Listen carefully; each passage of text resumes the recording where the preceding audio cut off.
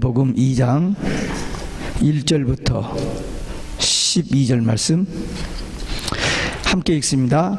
헤롯 왕 때에 예수께서 유대 베들레헴에서 나심에 동방으로부터 박사들이 예루살렘에 이르러 말하되 유대인의 왕으로 나신 이가 어디 계시뇨? 우리가 동방에서 그의 별을 보고 그에게 경배하러 왔노라 하니 헤롯 왕과 온 예루살렘이 듣고 소동한지라. 왕이 모든 대제사장과 백성들의 서기관들을 모아 그리스도가 어디서 나겠느냐 물으니 가로되 유대 베들레헴이오니 이는 선지자로 이렇게 기록된 바 또 유다 땅 베들레헴아 너는 유대의 고을 중에 가장 작지 아니하도다. 내게서 한 다스리는 자가 나와서 내 백성 이스라엘의 목자가 되리라 하였음이니이다. 이에 헤롯이 가만히 박사들을 불러 별이 나타난 때를 자세히 묻고 베들레헴으로부터 보내며 이르되 가서 아기에 대하여 자세히 알아보고 찾거든 내게 고하여 나도 가서 그에게 경배하게 하라. 박사들이 왕의 말을 듣고 갈새 동방에서 보던 그 별이 문득 앞서 인도하여 가다가 아기 있는 곳 위에 머물러 섰는지라. 저희가 별을 보고 가장 크게 기뻐하고 기뻐하더라. 집에 들어가 그 아기와 그 모친 마리아와 함께 있는 것을 보고 엎드려 아기께 경배하고 보배합을 열어 황금과 유황과 모략을 예물로 드리니라. 꿈에 헤롯에게 돌아가지 말라 지시함을 받고 다른 길로 고국에 돌아가니라. 아멘. 할렐루야. 오직 예수 마라나타. 오늘도 하나님의 집에 나와 예배하는 여러분들에게 우리 아버지 하나님의 은혜와 평강이 넘치길 주 예수 그리스도 이름으로 축원합니다. 예수님이 탄생하신 이 성탄절, 그야말로 믿는 성도들에게 그 의미를 생각할 때 메리 메리 크리스마스입니다. 정말 기쁘고 좋은 날입니다. 이 성탄절을 맞이하면 우리가 많이 하고 보고 듣는 이야기들이 있습니다. 카드, 선물, 그리고 파티, 그리고 여행, 또 추리, 목자, 양, 동방박사, 마구간 이런 단어들을 우리가 퍼밀리하게 많이 듣습니다. 근데 성탄의 주인공은 누구냐? 아기 예수입니다. 창세기 3장의 예언의 성취로 오신 메시아 되신 그리스도, 이 아기 예수에게 집중되어져야 됩니다. 오늘 성탄절을 맨 처음에 맞이했던 이 동방 박사들의 성탄이라는 제목으로 이 동방 박사들의 세 가지 신앙에 대한 말씀을 통해서 함께 은혜를 나누고자 합니다. 첫 번째, 동방 박사들의 성탄은 기뻐했습니다. 10절에 보니까 저희가 별을 보고 가장 크게 기뻐하고 기뻐하더라. 동방 박사들의 이 성탄 신앙은 기쁨의 신앙이었습니다. 한번 따라서 하시기 바랍니다. 기쁨의 신앙. 여러분들 마음에 기쁨이 있습니까? 박사들이 별의 인도를 받고 왔습니다. 제가 아직 깊이 연구는 아직 못했습니다만은 이 동방 박사들은 우리 한국 옛날 신라시대 첨성대가 있었지 않아요? 그 별을 연구하던 학자들로 그렇게 지금 증명되고 있고요. 우리 한국이 참 특이한 나라입니다. 셈의 후손, 노아의 아들 셈의 후손으로서 아브라함이 나가고 우리가 단군으로서 이 나가는 이런 것이 다 역사적으로 학문적으로 지금 증명되고 있습니다. 우리 한국에 인도의 선교 갔던 도마가 우리 한국에도 복음을 전했던 근거가 있어가지고 도마 박물관이 지금 한국에 지금 열려지고 있습니다. 그 자료들이 모아져 가지고 어쨌든 이 동방 박사들이 우리 동방 한국 저 동쪽에서부터 왔다면 아마 몇 년 걸려서 낙타 타고 왔으니까 몇 년 걸려서 그 별 하나만 보고 그 별의 주인공이신 그 메시아 그리스도를 보기 위해서 먼 길을 걸어왔습니다. 예루살렘에 도착했어요. 아, 다 왔구나 하고는 찾아보고 어딘가. 그래서 궁전에 들어가서 유대인의 왕으로 나신 이가 어디 계시냐고 그렇게 물었어요. 그랬더니 예루살렘 성이 발칵 뒤집혀졌습니다. 헤롯 왕이 자기가 왕인데 유대인의 왕을 찾으니 얼마나 당황하겠습니까? 근데 이제 성경 미가서 5장 2절 말씀을 통해서 베들레헴이라는 말을 듣고 다시 박사들이 나와서 가는데 지금까지 따랐던 그 별이 다시 나타난 거예요. 얼마나 반갑겠어요. 우리가 여기서 볼 때 우리가 믿음 생활하면서 성령 인도받고 가다가도 조금 잘못해서 이렇게 육적으로 빠질 때가 있습니다. 인간적인 생각에 빠질 때가 있어요. 근데 이 박사들도 다시 별의 인도를 받고 예수님이 나신 베들레헴 그 장소까지 이르게 됐어요. 그래서 이 박사들이 이 별을 보고 가장 크게 기뻐하고 기뻐했다는 것입니다. 이 별의 인도가 없었다면 여기까지 오지도 않았고 출발도 안 했고 또 다 왔다가도 그냥 못 찾고 말아볼 뻔했는데 별이 나타나서 아기 예수 있는 곳까지 인도하여 주셔서 예수님을 만나게 된 겁니다. 성탄이 왜 기쁜지 그 이유도 모르고 많은 사람들이 분위기에 따라서 그냥 뭐 파티도 하고 뭐 하고 하면서 성탄절을 지킵니다만 아기 예수님 때문에 기뻐하는 날입니다. 메시아 되신 그리스도가 이 땅에 인류의 죄를 구속하실 메시아로 오신 그분이 오셨기 때문에 우리는 성탄을 기뻐하는 겁니다. 성탄을 기뻐해야 할 이유 오직 예수입니다. 이 크리스마스가 세계적으로 좀 지켜지고 있는데 예수님의 탄생 날이 12월 25일이다 아니다 1월 6일이다 라 가지고 여러 가지 나눔이 있습니다. 저는 깊이 연구하지 않았습니다만 그냥 이렇게 12월 25일로 지키니까 그런가 보다 하지 1월 6일이다 그렇게 큰 의미가 없습니다. 어느 날인지는 정확히 몰라. 그러나 분명히 하나님의 언약의 말씀의 성취로 오셨고 역사적인 사건이 일어난 것만은 분명히 한 사실이에요. 그러니까 12월 25일이다 1월 6일이다 보다도 예수님의 탄생하신 의미를 더 생각해야 됩니다. 메시아 그리스도로 오신 분이 탄생하셨다는 것. 제 생일이 4개가 있습니다. 여러분들 생일이 몇 개 있어요? 하나, 둘, 그 정도죠. 저는 생일이 4개예요. 참 희한하다 생각하시겠죠. 제가 우리 부모님이 결혼해가지고 신우주에 가서 1년 살다가 8.15 해방을 만났습니다.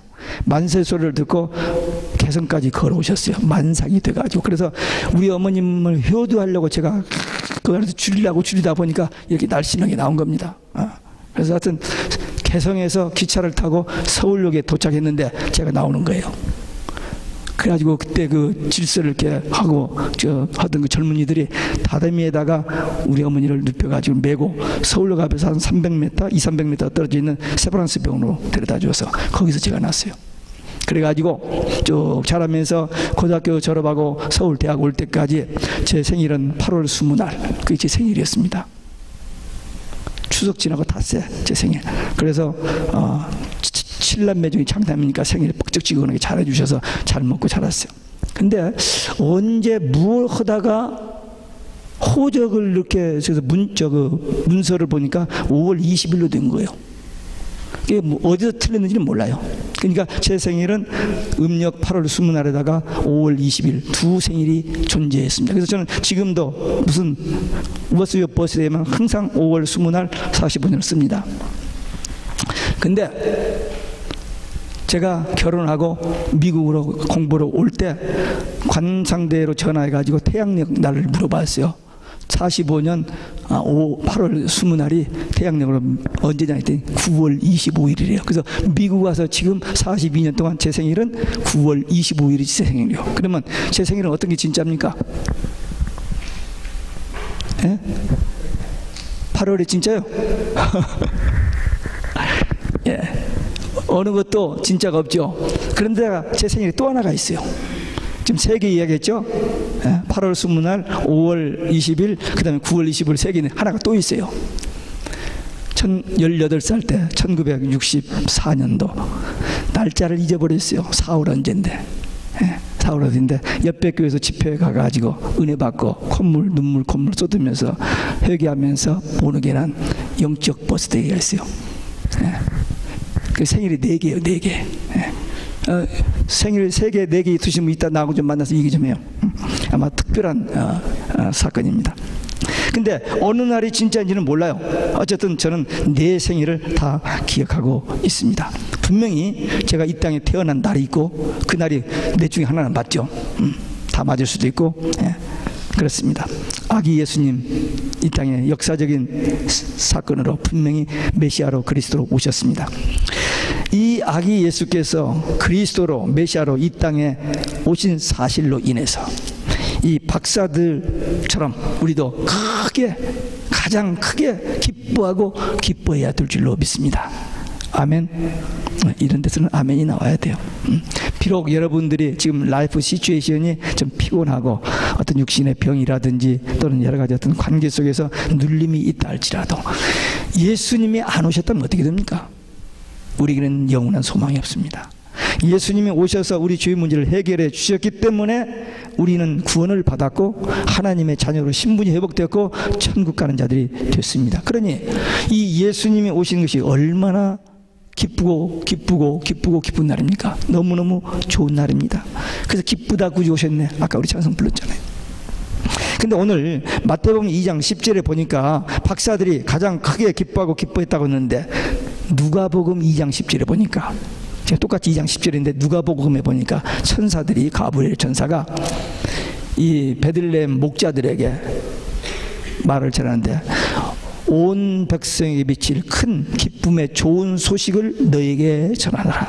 큰 기쁨의 좋은 소식. 그러니까 이 마태복음 2장 10절처럼 가장 크게 기뻐하고 기뻐할 만한 그런 소식이 뭐냐?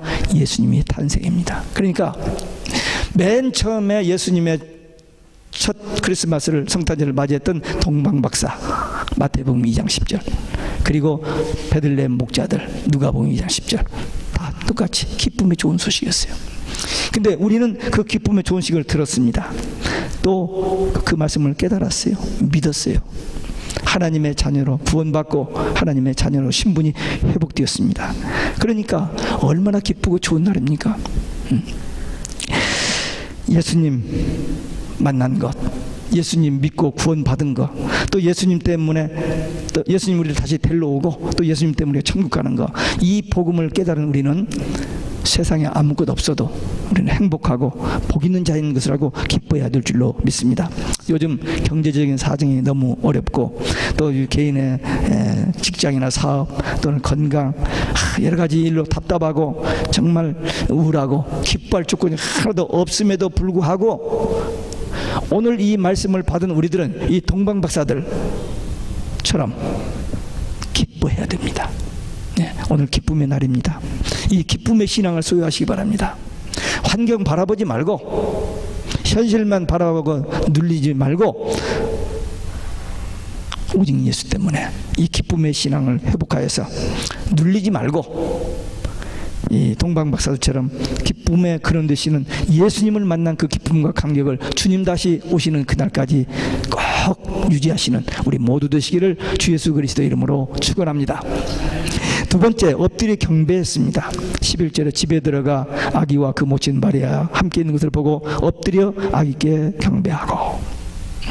유대인의 왕으로 나시니까 그래도 궁전은 아니라도 호텔은 아니라도 그래도 정상적인 집이어야 할 텐데 가서 보니까 마구간에 그것도 눕힐 자리가 없어서 말 구유 안에 눕혀놓은 아기 예수를 그 먼 길을 찾아온 동방박사들이 보았습니다.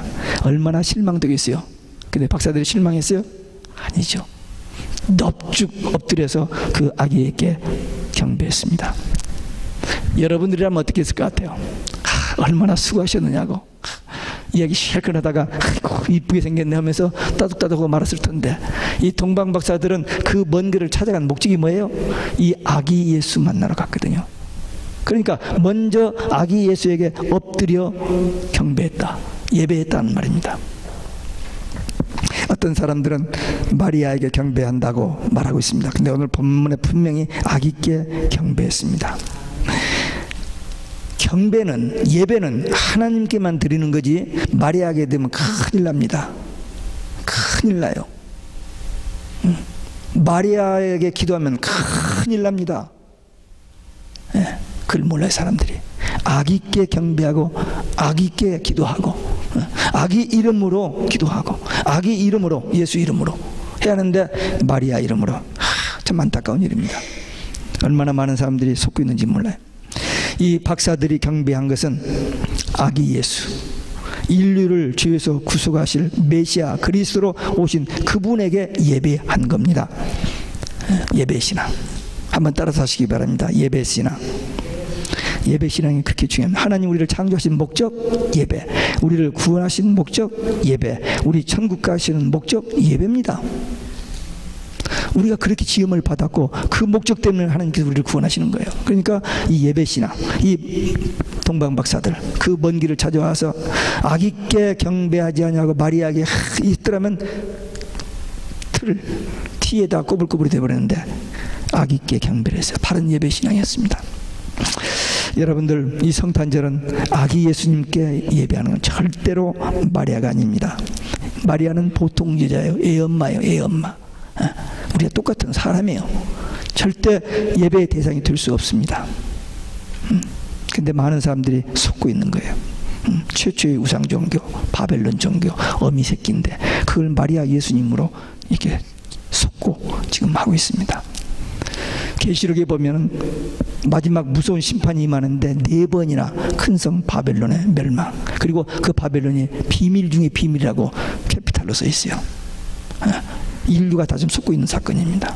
근데 이것이 결국 마지막 7번째 대접이 쏟아질 때, 모든 재앙의 마지막 재앙이 쏟아질 때 하나님께서 큰 바벨론의 멸망, 바벨론을 기억하셨다 그랬어요. 그 인류를 속여왔던 하나님이 제일 싫어하는 우상 종교, 그것의 멸망을 주님께서 주의 깊게 보셨다는 그런 표현이 있습니다. 마리아는 상을 만들어 놓고 마리아에게 하면 절대 안 됩니다. 하나님이 제일 싫어하는 게 그 우상인데 그걸 오늘날 현대 많은 사람들이 하고 있어요.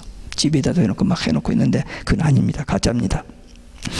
왕 앞에 가서 이렇게 엎드려 절하는 것은 당시의 문화입니다.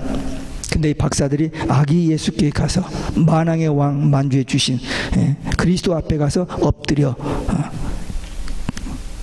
절한 것은 경배 예배를 말합니다. 예수님만이 인생의 모든 문제의 해답입니다. 다른 길이 없습니다. 제가 한 2, 3년 전에 뉴욕 기독교 방송에서 생방송으로 기도 1시간 기도하는 시간이 있습니다. 전화로 기도 제목을 주면은 그 기도 제목을 가지고 제가 한 1분 정도 이렇게 기도하는 순서를 1시간 진행하는데, 어떤 분이 그런 기도 제목을 냈습니다. 지금 경제 그 파동으로 어려움 당한 사람들이 너무너무 많은데 그들을 위해서 한번 기도해 주세요. 뭐 자기 얘기 아니고 어떤 중보 기도를 의미해서 그런 기도 요청이 들어왔어요. 그래서 제가 기도했습니다. 어려움 당한 그들을 위해서 기도하면서 제가 그런 멘트를 한 것 같아요. 정책이나 어떤 방법으로 되는 게 아니고 황금 송아지 우상을 버려야 안 된다. 지금 미국뿐만 아니라 온 세계가 이 황금 송아지, 금송아지, 돈, 이 돈이 우상이거든요. 이거 가지고는 안 된다는 거예요. 미국은 누가 뭐래도 청교도들에 의해서 세워진 나라입니다. 기독교 신앙에 의해서 세워진 나라예요. 근데 이걸 다 잊어버리고 돈. 그러니까 아무리 경제 정책을 기가 막히게 누구 어떤 박사가 노벨상을 받은 사람이 와서 뭘 해도 no way. 해답이 없습니다. 하나님 앞에 돌아와야 돼요. 하나님 앞에 그 신앙, 그 청교도 그 신앙을 회복하는 것이 사는 길입니다. 제가 그렇게 기도했어요. 인간에게 참된 행복과 기쁨은 예수밖에는 없습니다. 우리가 많이 돈 벌고 성공 출세해서 유명해지고 그러면 평안하고 행복할 것 같죠? 아닙니다. 그렇지 않아요. 돈 많이 가져도 높은 지위에 올라가도 꼭 행복한 것은 아닙니다. 우리가 보기에는 초라해 보이고 별로 가진 것이 없어 보여도 그분 안에 예수님이 계시면, 그분이 성령으로 충만하면 그분은 정말 행복한 사람이고 마음에 천국되어 살게 됩니다. 제가 제 개인의 라이프를 통해서, 목회를 통해서, 성경을 통해서, 여러 가지 자료를 통해서 확실하게 얘기합니다. 예수님 밖에는 답이 없습니다. 예수님만이 길입니다. 우리가 잘 부르는 고요한 밤 거룩한 밤, 그 찬송을 1818년 조지 몰이라는 사람이 그 시를, 성탄시를 쓰고 그 루버라는 사람이 작곡을 해서 붙인 그 찬송입니다. 고요한 밤 거룩한 밤, 동방의 박사들 별을 보고 찾아와 꿇어 경배 드렸네. 왕이 나셨도다. 왕이 나셨도다. 물론 이 동방 박사 찬송이 몇 개가 있습니다만 이 고요한 밤을 지은 그분은 이 3절에서 이 동방 박사의 꿇어 경배 예배 이것을 찬송을 이렇게 만들었습니다. 하나님께 예배하는 것 모든 문제 해답입니다. 제가 몇 번 반복해서 얘기한 것 같습니다만 제가 계시록 11장을 읽다가 얼마나 놀랐는지 모릅니다.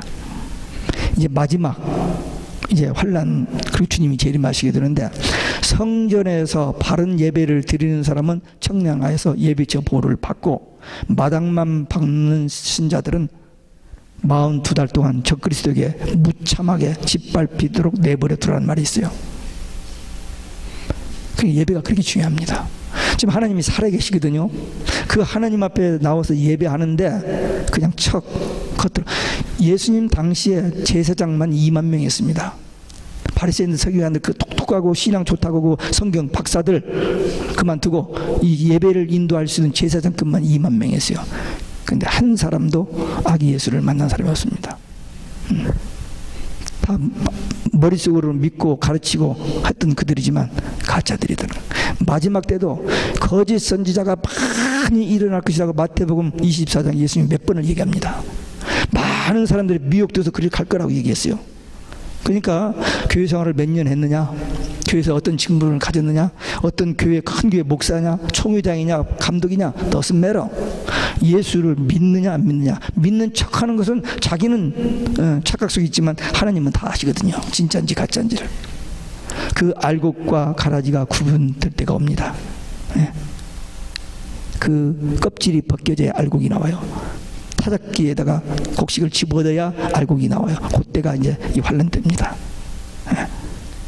거기를 통과해서 알곡이 되지 않는 사람은 가라집니다. 우리 앞에 이제 어떤 환난이 와도 분명히 예배하는 사람, 예배신앙 가진 사람은 하나님께서 보호하시고 구원하여 주신다는 이 말씀을 붙들고 이제 이 성탄절을 보내고 새해를 맞이하면서 새해에 우리들이 결단할 게 있습니다. 예배 하나만은 생명 걸고 지켜야 한다. 그러면 구원받는다 하는 그런 신앙으로 승리하시기를 주 예수 그리스도 이름으로 축원합니다. 세 번째, 예물을 드렸습니다. 11절에 보배압을 열어 황금과 유황과 모략을 예물로 드리니라. 이 제가 누가복음을 보니까 이 베들레헴 목자들은 와서 천사 말 듣고 찾아가서 아기 예수를 보고 기뻐하고 찬송하고 또 이렇게 그 천사들이 자기 나타난 그 이야기를 자초지종 이야기하고 그냥 돌아갔어요. 근데 동방 박사들은 그 먼 길을 오면서 예물을 준비해 가지고 왔어요.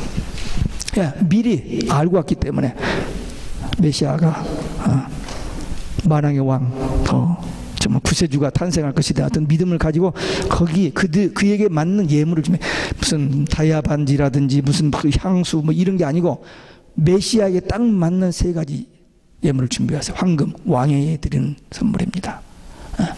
그 다음에 유향 제사장권 그리고 몰약 선지자권 꼭 예수님에게만 마땅히 드려야 할 그 예물을 멀리서 가지고 온 거예요. 자기 몸만 하나 가지고 오기도 힘든데 그 예물을 거기서 준비해 가지고 그 믿음 가지고 얼마나 걸릴지도 모르고 어떤 위험이 있을지도 모르는데 그 예물을 준비해 가지고 와서 예수님 앞에 드렸습니다. 그 믿음 박사들의 이 신앙 이 드리는 신앙 기뻐하는 신앙, 예배 신앙, 그 다음에 드리는 신앙. 예수님이 오시기 전에 죄와 저주와 불행과 모든 악속에서 헤매다가 멸망받을 인생들을 구원하시기 위해서 오신 예수님. 그 예수님을 믿기만 하면 구원받고 하나님의 자녀가 되고 천국 가게 되는 이 복음 소식을 받은 사람들 정말 행복한 사람들입니다. 예수님께 모든 문제 해답이 있습니다. 우리가 조심할 게 있어요. 그냥 예수만 믿으면 모든 게 탁탁탁탁 다 된다 그 말은 아닙니다. 예수 믿으면 바른 신앙 가지면 분명히 하나님께서 약속하신 것들이 있고 또 그들을 하나님께서 사랑하셔서 모든 일들이 자복되게 은혜스럽게 해준다는 그런 의미입니다. 박사들처럼 예수님을 찾아 나오고 예수님을 만나고 예수님 앞에 이 드리는 이 세 가지 신앙으로 여러분들도 복받는 정말 귀하고 복스러운 신앙의 성도들, 가정들이 되시기를 주 예수 그리스도의 이름으로 축원합니다. 예수님을 만난 사람들은 이렇게 살아요. 초대교회 성도들 생명 바쳤잖아요. 예수 믿는 거 그 신앙 하나 때문에 생명을 바쳤잖아요. 제자들도 다 순교했고 초대교회 성도들도 다 초대교회 성도들이요 유아 세례를 할 때요, 유아 세례를 하면서 묻게 되는 게 뭐냐면 신앙생활 하다가 언제 순교할지 모르는데 그때 이 아이의 삶을 이 공동체에 맡기는 그것도 포함되어 있었습니다. 세례 받을 때 터키 루디아 빌립보 루디아 교회에 갔을 때 안내 가이드로부터 그 얘기를 들었어요. 그러니까 생명 바친 거예요. 바울 보세요. 부자요, 학벌이 있고 좋은 직이 있는데 다 버렸잖아요. 말로 다 할 수 없는 고난을 받고 한 대 터뜨리면 죽을까 봐서 한 대 줄이는 40대에서 한 대 줄이는 39대 매를 몇 번 맞고 풍랑을 만나고 돌에 맞아 죽을 뻔하고 그 모든 그 고난을 다 이 복음 때문에, 이 예수님 때문에 그렇게 다 자기를 삶을 드렸던 겁니다. 우리들도 이 박사들처럼 우리 신앙의 선배들처럼 내게 있는 생명, 건강, 재능 모든 거 주님 앞에 아끼면 왜? 전부 다 하나님 거니까. 우리는 지금 맡아 관리할 분이 내 것이 아닙니다. 많은 사람이 착각을 해요. 내 것으로. 근데 내 것이 아니고 하나님의, 아무것도 하나님께서 거두시면 하나님께로 돌아가는 그런 것입니다.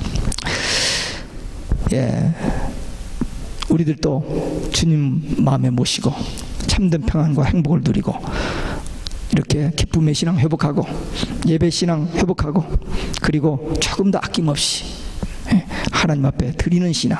그래서 오늘 이 성탄절에 멀리서 찾아왔던 우리 신앙의 선배요, 또 역사적으로 증명되고 있지만 우리 한국 우리 조상들의 이 신앙을 본받아서 우리도 모든 것 미련 없이 내려놓고 오직 예수 신앙을 회복하시기 바랍니다. 제가 가끔 쓰는 영어가 있습니다. If you have everything without Jesus, you have nothing. You have nothing but Jesus, you have everything. 무슨 얘기냐면은 세상 것 다 가졌어도 예수가 없으면 nothing, 아무것도 아니고, 아무것도 없는 것 같지만 예수만 있으면 모든 것 가진 거, 그 말입니다. 아멘. 예수, 오직 예수. 지금까지 우리가 신앙생활하면서 매주일마다 그리고 매일 오직 예수 하면서 했는데 진짜로 우리 오직 예수 신앙 가지고 우리 앞에 다가오는 어떤 환경, 어떤 위기, 어떤 환난에도 이 오직 예수 신앙으로 승리하는 우리 베들레헴 온 성도들, 그리고 이 말씀을 듣는 모든 사람들에게 임하시기를 주 예수 그리스도의 이름으로 축원합니다. 기도하시겠습니다.